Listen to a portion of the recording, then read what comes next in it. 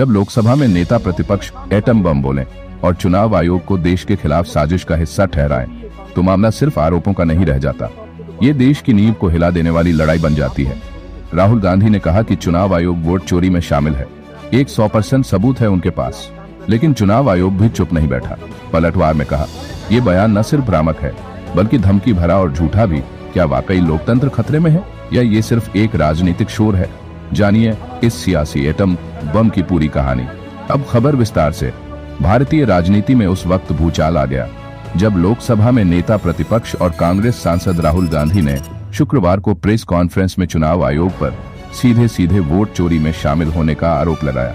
राहुल गांधी का दावा था कि हमारे पास 100% सबूत है कि चुनाव आयोग वोट चोरी में शामिल है। हमने 6 महीने तक जांच कराई और जो सामने आया है वो एटम बम है। जब ये सामने आएगा तब चुनाव आयोग देश में दिखेगा ही नहीं।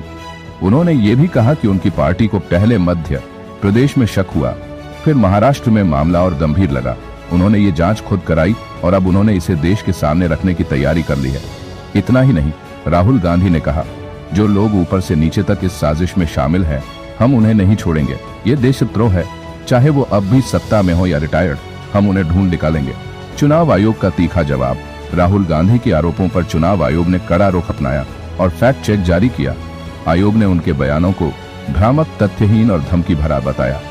आयोग ने 5 महत्वपूर्ण बिंदु पेश किए। राहुल गांधी को 12 जून 2025 को ईमेल भेजा गया, कोई जवाब नहीं मिला। उसी दिन एक पत्र भेजा गया, फिर भी जवाब नहीं मिला।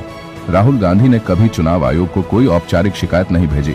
आयोग ने कहा कि राहुल गांधी बिना सबूत के आरोप लगा रहे हैं और अब कर्मचारियों को धमका रहे हैं। ये निंदनीय है। आयोग ने अपने सभी कर्मचारियों को निष्पक्ष और पारदर्शी ढंग से काम करते रहने की सलाह दी है। इस पूरे विवाद ने देश की राजनीति में एक नई बहस छेड़ दी है। जहां राहुल गांधी इसे लोकतंत्र का सवाल बता रहे हैं, वहीं चुनाव आयोग इसे गैर जिम्मेदाराना बयानबाजी कह रहा है। क्या राहुल गांधी वाकई वो एटम बम पेश करेंगे? क्या चुनाव आयोग पर देश की जनता का भरोसा डगमगाएगा या ये सिर्फ एक चुनावी रणनीति है? ग्लोबल आवाज पर हम इन सवालों पर नजर बनाए हुए हैं। ताजा अपडेट्स के लिए जुड़े रहिए हमारे साथ।